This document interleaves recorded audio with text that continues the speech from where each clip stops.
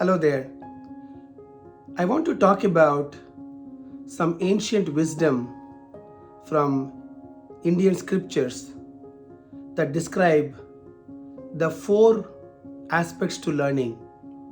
It is truly amazing how such simple principles around human consciousness, human progress, learning, success, leadership, governance, principles around these important topics have been detailed and described in various Indian epics and scriptures such as the Bhagavad Gita, the Mahabharata, and so many other literary works that scholars have produced over the years.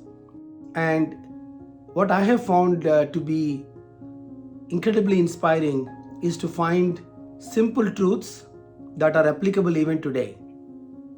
One of the shlokas or a 4-line verses goes like this: Acharyat padamadatte padam sishyasvamedhaya padam sadbrahmacharibhyaha padam kalakramenacha. Now, unfortunately, lot of modern generation and the Western folks, when they hear something in Sanskrit, they think it is something religious. I would like to debunk that completely today.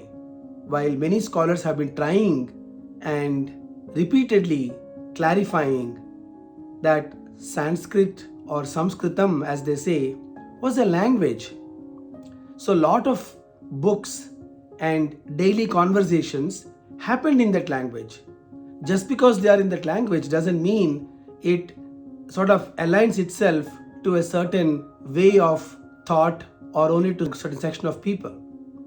Okay, so very important that we should disassociate the wisdom from the language aspect to it, because that's when our mind suddenly stops. Oh, it is Sanskrit, that means it is Hindu, that means it is not applicable for me. It's almost like somebody saying, oh, it's in English, I speak Arabic, so I don't want to listen to it. I think we should remove those unnecessary apprehensions and wrong notions about tying the language to a specific group of people or religion. And Sanskritam or Sanskrit, unfortunately, has been misconstrued in this manner. So let me explain what this means. There is no mention of a specific god or a specific way of thinking or a religious practice, nothing like that. It's just a language. You know, if somebody says something in English and it is profound, just take it. Because learning is about being what I call the honeybee, which also comes from, Jaimini Purana back in India, that a honeybee doesn't worry about the thorns around the flower. Whether the flower is in a beautiful garden or the flower is in a puddle or on the street, it finds the honey and picks it up and then simply flies away. So all of us should be looking at every opportunity to learn, regardless of the circumstances in which that learning could be happening. So let's look at the 4-line verse I recited just a few minutes ago. Acharyat padamadatte padam sishyasvamedhaya padam sadbrahmacharibhyaha padam kalakramenacha. Padam means a quarter. Okay? Padam means a quarter. Acharyat padamadatte means Acharya is a guru. Means a quarter of your learning comes from the guru. Acharyat means from Acharya, from guru. Padam adatte means a quarter of your learning comes from the teacher or the guru or the professor. Padam sishyasvamedhaya. Now after that, you cannot say my teacher is not good, because the teacher's contribution to your learning is only a quarter. It starts with showing you the way, removing certain misinterpretations, and inspiring you to learn. So the second line goes like this: Padam sishyasvamedhaya means a quarter comes from your own hard work, your own efforts, because whatever the teacher shared with you, you need to read, you need to reflect, you need to think about it, and you need to put that learning in the context of how you view the world. So Acharyat Padamadatte Padam Sishya Swamedhaya. Shishya means the disciples, the students' own efforts, own intelligence, own intellect, own hard work, and own mindset. So now you have half coming from the Guru by way of knowledge, by way of opening doors to learning, and by way of inspiration, and a quarter comes from your own hard work, reflection, and learning, maybe doing some exercises, and so on. Acharyat Padamadatte Padam Sishya Swamedhaya Padam Sat Brahmacharibhyaha. What it means is a quarter comes from conversations from your own peers. I highly encourage my students and my mentees to engage in conversations, because conversations between humans can be extremely enlightening. It can open up a new way of thinking. You can learn about other people in this process. Padam Sadbrahmacharibhyaha means a quarter of your learning comes from conversations with your peers, what we call peer-to-peer learning. Now we got 25% from the teacher, 25% from your own effort, 25% from your peers.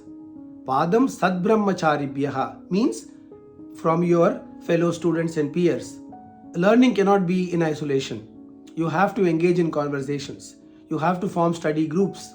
You have to meet your fellow students in a library and really have discussions, because everybody will absorb the content in different ways.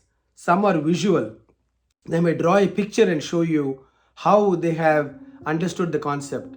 Some have probably created an analogy because they are into sports, so they might have come up with an analogy as a way to understand. Some could be very musical. Maybe it sounded like this to them. So it's again Howard Gardner's multiple intelligences talks about how we are all intelligent in many different ways, and so that conversations with your fellow students is extremely important. Now you might be wondering, okay, that only covers 75%.